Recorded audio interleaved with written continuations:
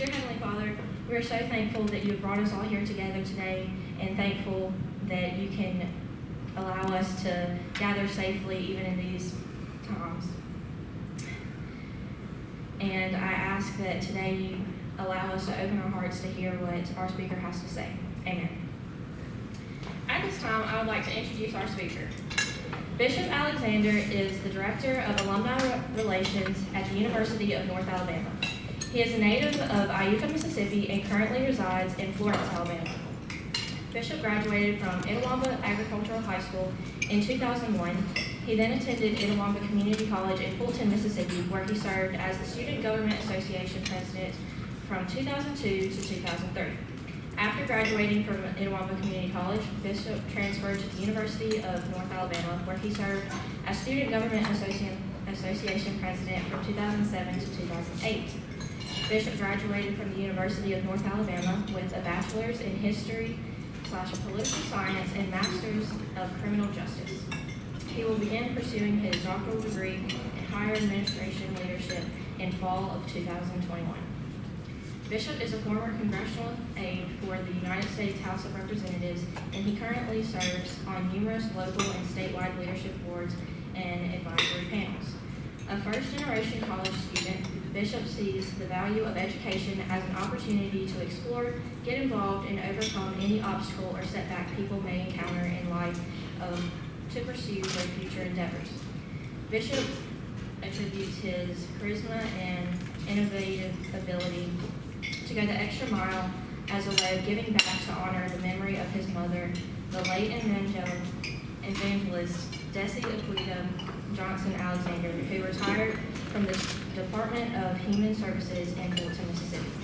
From 2002 to 2007, Bishop served under the leadership of Karen Wheaton, a renowned American Pentecostal preacher, Southern gospel music singer, the founder of The Ramp, an international ministry located in the city of Hamilton, Alabama.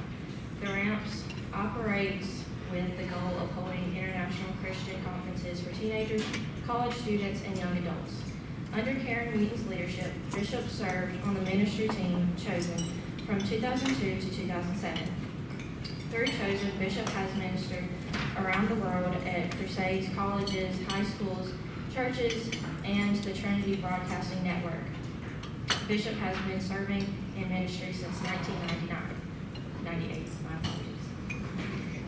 Bishop is a frequent public speaker, leadership consultant, ordained minister, and the young adult pastor at Ecclesia Ministries in Sheffield, Alabama. It is Bishop's commitment and belief in not giving up that has been instrumental in motivating him to mentor college students to achieve goals in life they did not dream possible. Outside of ministry, his professional career, Bishop enjoys volunteering in his community, traveling, and spending quality time with family and friends. At this time, please give a warm welcome to Mr. Bishop Alexander.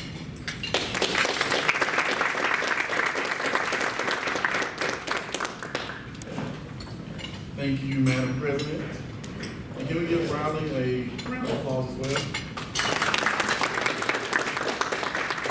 I will say I was in your shoes 17 years ago. 18 years ago, and so I understand, trust me, but I commend you on leading the student body here in a great way, even through a pandemic. And trust me, you will be able to use this in the future. So kudos to you, kudos to your administration, and definitely a special thank you to Jake Hartfield, Director of Student Activities, for working with the Tupelo delegation to organize our union convention. So thank you. As Riley said, my name is Bishop Alexander. I'm a proud 2004 alumnus of Itawamba Community College here. I had the opportunity to serve as student body president 2002 to 2003, but also had the opportunity to work with the Tupelo campus student body president as well. And so it's just been amazing just to see, it's like a 360 to be able to be invited back here. It's a huge honor for me. When Jake sent me an email, I was almost to the point, before I even read it, I was like, yes. But at the end of the day, I was just excited that my alma mater here at Itawamba Community College took just the honor of giving me the opportunity to come back and share words of wisdom with all of our dignitaries and student leaders and our special guests as well, people that have mentored me along the way. And so just thank you for taking time out of your busy schedules to be here. I won't take up too much of your time, but I will say this is a great opportunity to talk about unity, because this is something, you know, that we're also experiencing in North Alabama as well. When it comes down to finding ways to unify, not only as a student body, but also as an administration in the midst of a global pandemic. I'm excited, and also to our virtual audience, for those of you that are listening virtually, thank you for taking the time to be a part of this as well. Well, my story is not, I tell people it's just, to me, it's a simple story. I was just a kid from a small town with big dreams, eldest of 5 boys, to a single divorced African-American woman by the name of Rita Alexander, who, despite life's obstacles, her goal was to raise us and not to be a statistic. Her goal was for us to be educated, successful, and not 6 feet under or in jail. And so, but I will say, you know, it is bittersweet that she's not here today. I tell people, unfortunately, she went on to be with the Lord 4 years ago. She chose to reside in Fulton, Mississippi. But since her passing, I had never returned back to the city. But I tell people it was something that needed to happen. And so when I came back, I called my sister, and I was like, I'm like a big crybaby on the phone. And she was like, it's gonna be okay. She said, you know, your mother's there with you in the spirit, you know, and just pretty much share her heart as well as your heart as well. And so I do bring you greetings from my family. I mean, thank you just continually to the community for always being there for us. It wasn't easy for those of you that have had a loss in your family. I tell people grief takes time. You know, as I would say, I always encourage people to take it one day at a time, but just know that your loved ones will be there with you in your heart forever. And I think even in this global pandemic, for many of us in the room, you probably lost a lot of loved ones, but just know their memories are not in vain. You have the opportunity to continue to share their story. But as far as unity, when it comes down to it, for me, I tell people, they say, well, how did leadership start for you? You know, even with the theme of today's program, for me, it really started at Oklahoma Community College 17, 18 years ago. And the reason why is because when I graduated high school, I mean, I had big dreams, like all students, but I really wasn't too sure about where I wanted to go. And so, for example, in North Mississippi, it was either Ole Miss or State. But I had the opportunity to come into Oklahoma Community College in Fulton. And I will say the 2-year system is so important because it really helped me gain my wings. And what I mean by that one is the life lessons that I needed to learn, I learned here at ICC, which later prepared me for the road ahead. I had the opportunity to serve as student vice president. And I tell people, you know, coming from I would say working class family, I mean, I wasn't born into money. My uncles, I mean, they had a multi-million-dollar business, but for my mother, fortunately, we came from humble beginnings. And so all I did is have one big dream. But I'm so thankful that the ICC faculty and staff and administration saw something in me at that time I didn't see it myself. And so I do tell people, you know, after ICC, people say, well, how did you get to North Alabama? Like, what was that story? It really happened through ministry. A lot of times, Coach Kerry Ball, Karen Davis, they didn't know, but during the week, I mean, on the weekends, I was traveling full-time around the world. I'd be in class Monday through Friday, and then I might be in California on Saturday and Sunday. But for some reason, it all worked out. And at the time, I was thinking, okay, Lord, what is going on? I'm here in one place, I'm here in that place. Is this all going to make a difference? And it did, because at the time, it was really preparing me for the road ahead. And so with that being said, when I came to North Alabama, you know, I had the opportunity to get involved with student government there, you know, just really community service, volunteer work. I was really just like many in the room wanting to make a difference somewhere.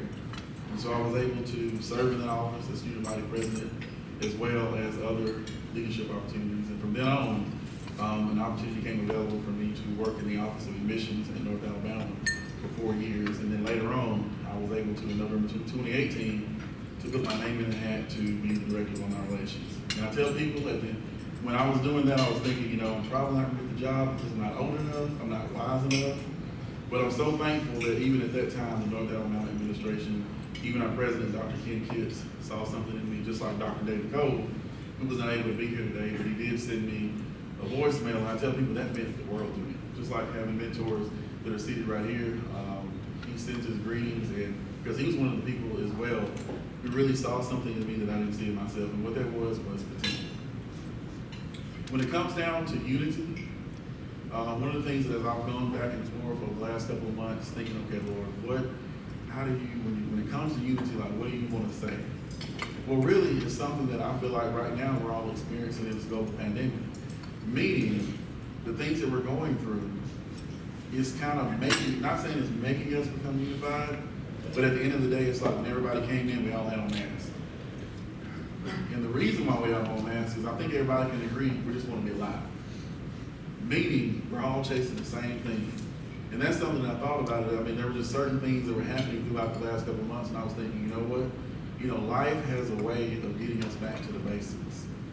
And what I mean by that one is even for a time as Black History Month, it should be something that we practice just once a month. We recognize great men and women of color who have done great things, but somehow in a way, those stories, I would encourage you to really read them because they will inspire you. The reason why is because like today, those great men and women went through similar times. They kind of went through a pandemic where there was racism, there was, inequality, but yet they kept on going. I mean, you think about the Rosa Parks or Martin Luther King, the people of that day, they was fighting for change. In this pandemic, we're fighting to stay alive. But at the end of the day, and as we've learned, this disease does not care what color you are, what background you have, what socioeconomic status. It's taking people out left and right. And one of the things that I'm learning is at the end of the day, in order for us to really beat this, we have to come together. You have to set aside all, unforgiveness, anything, and really say, okay, how can we get through this pandemic together? And that's one of the things that I've learned, even in my own personal life, is just even different leadership opportunities that I've been able to serve in the community, is it's really caused me to really have conversations with people that I normally wouldn't have conversations with. And I think we all in the room can agree that there's a lot of, I would say, silver linings that have came out of the pandemic. But my question to everyone in the room is, what happens next? Because I think we're all like saying, okay, when can we get back to normal?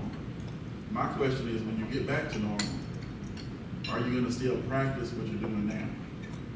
Because it's easy in the midst of a storm, in the midst of chaos, to really, as I say, have a come to Jesus meeting.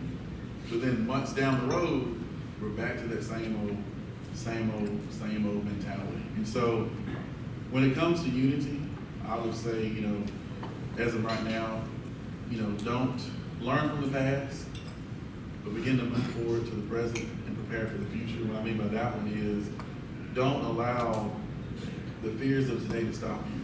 Because one of the things that I've noticed in the midst of this pandemic is, as I was having a conversation with Mr. Michael Upton, we were kind of comparing that both of our offices in when it comes to advancement of alumni relations, we've been able to create new programs that, if it wasn't for the pandemic, it wouldn't have happened.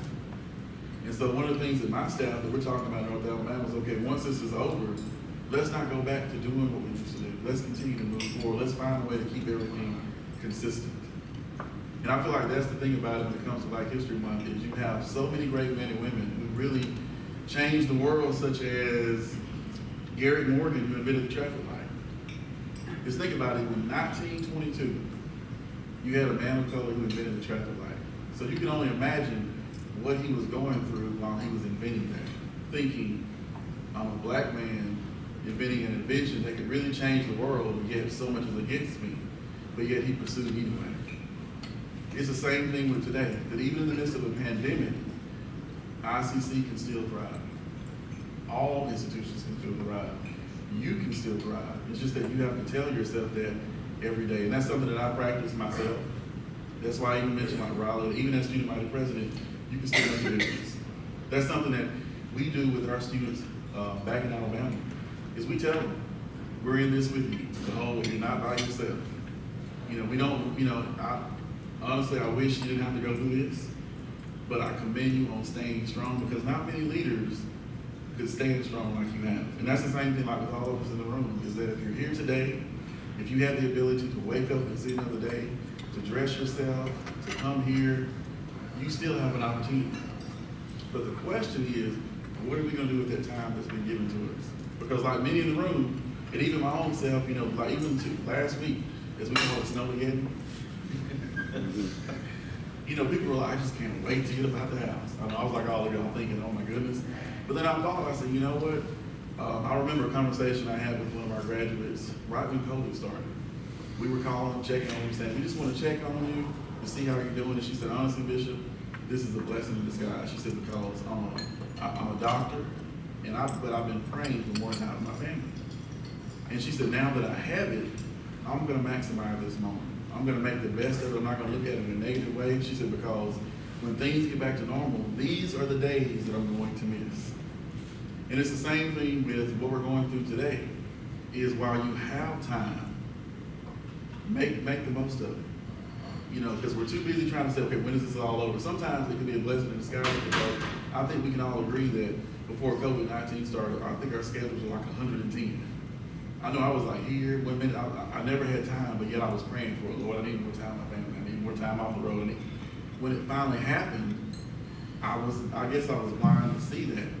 But now, months later, I tell, that's my story, as I share with people, is make the most of where you are right now. You know, when you leave this unity program, don't think of unity as a word. It's something that, you have to practice. Even myself, I have to practice it. That's one thing that my family, my friends hold me accountable. As I say, I want to be a person of my word. I had a great mentor by the name of Ed Gordon, that when I was in ministry, he would always remind us, he would say, be a leader of your word. If you're not going to do it, don't say it. And so this thing about unity is, to each of us, if I could pass the microphone around, we probably would say unity means something different to us in a different way. But at the end of the day, it goes back to when we all have our mask on. We're all chasing the same thing. And so I would encourage you to really think about that today as you go back to your, just to your lives, is how can you make a difference right where you are? And that even in the midst of a pandemic, are you really maximizing the moment? And and when you have those days, when you feel like you just can't move forward, think about the people that were recognizing their Black History Month. That's some of the stories that really blown me away, because I was thinking, if they were living today, I would ask them, how did you press on when the world was against you, when you felt like the world was against you, but yet you kept moving forward? And because you moved forward, look at the benefit that we have today. Just think about those men and women, and it's not necessarily just people of color, but think about all the things that we're able to enjoy today. A lot of those who came before us went through hell, but yet they kept going, and they didn't stop. And so that's something that motivates me every day, is that sometimes, if a goal doesn't happen, sometimes I'll beat myself up like everybody in the room. I'll be like, it's not going to work out. And then I'll also think, okay, if I could talk to my mentor, they would say, this is a part of the process. I tell people, being away for 17 years, I learned a lot. Even on the road, there was a lot of ups and downs. Being the eldest of 5 boys, there were times where my mother would, a lot would just be on her, and I would just step up and take leadership. But I tell people, I do not regret none of those days, because it really prepared me for what I'm doing today. I commend her on never giving up on us, even when there were times when she wanted to throw us out the house.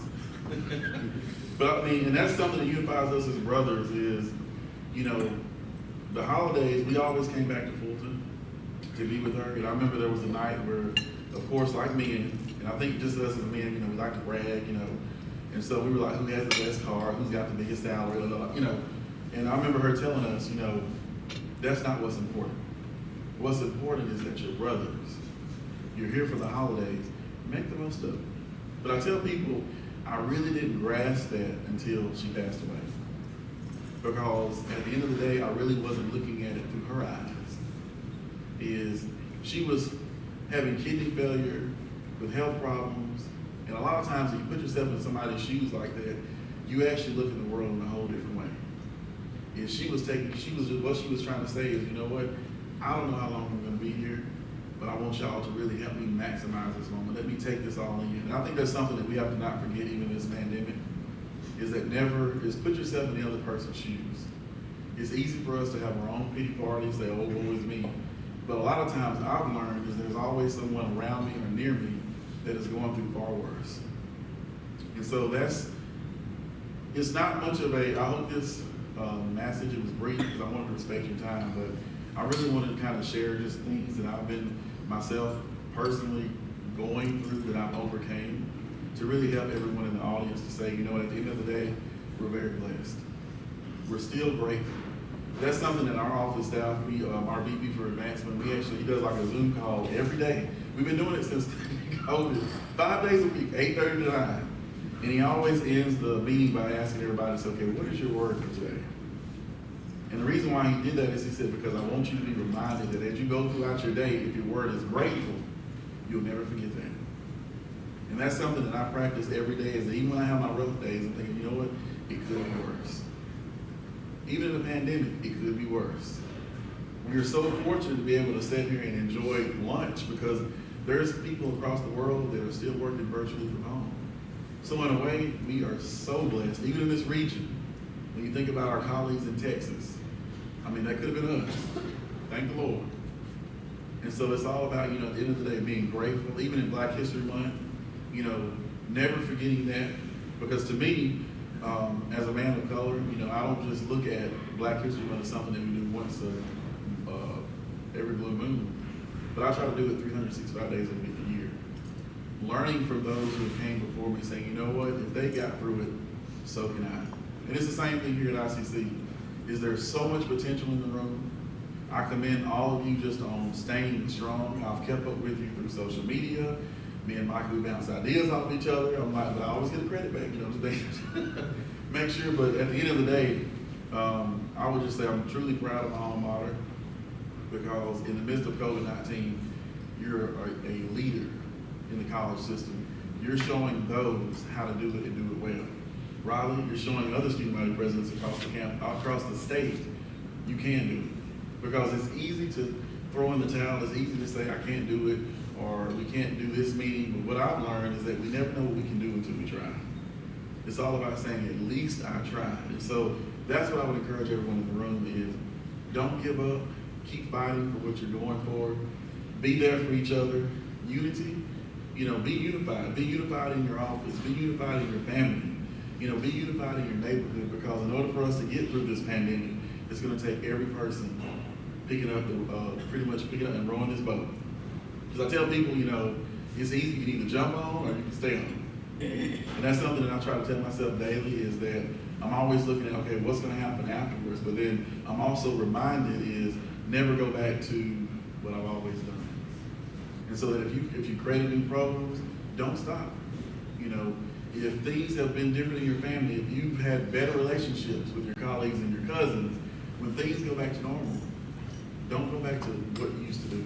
Because that's something that I practice now is, I've been able to have better relationships. To me, out of this, even though everything's virtual, it's really caused me to come out of my comfort zone and really say, you know what, I can pick up the phone and check on that loved one. Or I can pick up the phone and check on that college friend who I haven't seen in like 13 years. But once things get back to normal, that's when the work will start. And it's the same thing with institutions, same thing with politics. Everything that we do that's where the real work comes in, is okay, what happens next? But at the end of the day, realize don't do it by yourself. Come together as a team. And so with that being said, I do hope that what I shared was encouragement to your soul. I do hope that this is not the last time that I come back to my alma mater. I look forward to continuing the partnership. Again, as always, I was truly encouraged, coming here. This is pretty much what I needed myself, was just as a reminder that everything's going to be okay. You got to keep moving forward and not look back. But again, thank you for your time, and God bless.